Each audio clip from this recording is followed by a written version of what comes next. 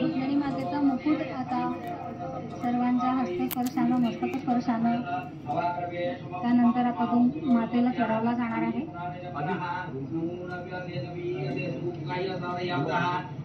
मातेच्याही मुकुटाची आभा दशदिशांमध्ये फाकावी असा तो तेजपुंज मुकुट आहे आणि मूळच्या रुक्मिणी मातेच्या मुखाचीही आभा त्या मुकुटावर पसरली आणि सर्वत्र तेजाचा आविष्कार होताना दिसतोय।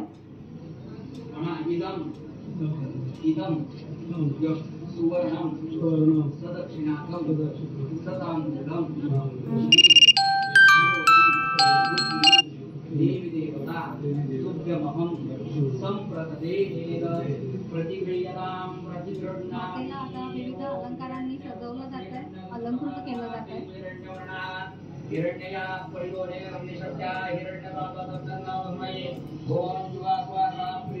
विठ्ठलाच्या रूपामध्ये ज्ञानदर्शन अनुभवावं आणि रुक्मिणी मातेच्या रूपात भावदर्शन अनुभवावं।